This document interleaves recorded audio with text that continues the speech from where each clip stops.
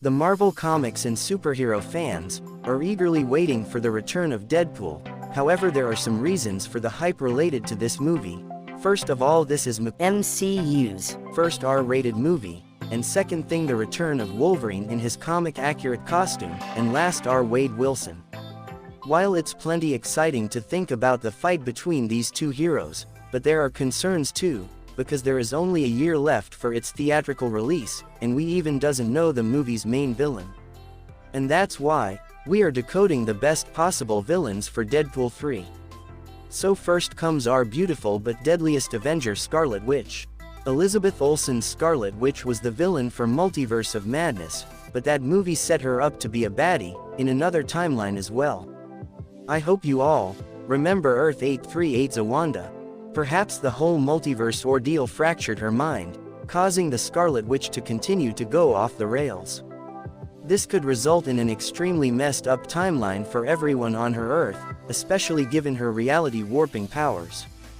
We all know that TVA is also a part of Deadpool 3, maybe at some point TVA will capture Deadpool, and after escaping the TVA, Deadpool stumbles into this collapsing reality of Earth 838. This could be where Wade Wilson properly teams up with Hugh Jackman's Wolverine. The next one is the comic father of our Scarlet Witch, Ian McKellen's Magneto. After the rumors about the return of X-Men mutants, Ian McKellen's Magneto could be the best villain. That would make perfect sense. He could possibly be leading a timeline where mutants have won and become the predominant force on the planet. This reality would also be a great way to bring in all of those older supporting X-Men characters. If Deadpool 3 still chose to involve Wanda somehow, this would be Marvel's chance to explore their father-daughter dynamic that the MCU could never touch upon before. If Marvel Studios decides not to go with Ian McKellen's Magneto, why not choose the next best thing, Michael Fassbender?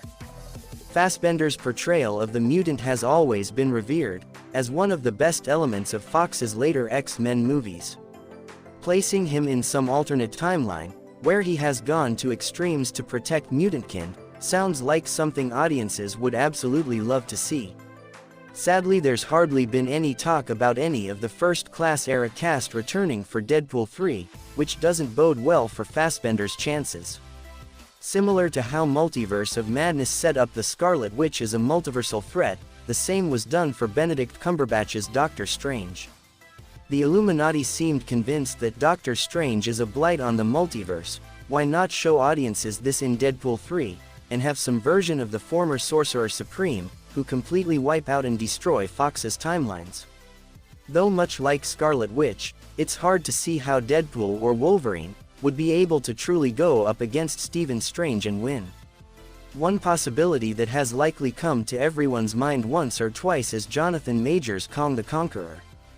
The multiverse is Kang's plaything, so with Deadpool 3 so involved in those concepts, it might feel strange to leave Kong out of this. At the same time, given the actor's legal troubles, if the character had a role in the upcoming threequel, word of it would almost certainly have already made its way out to the public.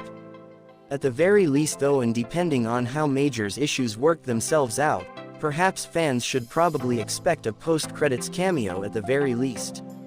Emma Corrin joined Deadpool 3 back in February, and no details on their character were revealed except for that they play a villain. But are they the key antagonist? Many fans thought they'd end up being the physical embodiment of the X-Men's training room, aka Danger. Sadly, that theory was debunked by Deadline's Justin Kroll. Another possibility for Corrin would be Lady Deadpool. Seeing as this is the multiverse, it would be hard to believe that Ryan Reynolds wouldn't want to have his hero meet other versions of himself. It seems relentlessly clear that Deadpool 3 will be extremely meta. With that in mind, what if the villain is Ryan Reynolds himself? Ever since the 20th Century Fox logo showed up on set, fans dug their heels in and became convinced YHAT the project was some adaptation of Deadpool Kills the Marvel Universe. The third film could see Wade Wilson going around to various timelines erasing stories Wade feels dropped the ball. In doing this, perhaps the meta element continues to multiply, until the Merc with a mouth is forced up against Reynolds, who is a producer on the film and obviously the man behind Deadpool's live-action existence. So guys, that's it. Who do you think will be the main antagonist of Deadpool 3? Please tell me in comments. And if you like this video, please like and also don't forget to subscribe. Thank you guys for watching. See you soon.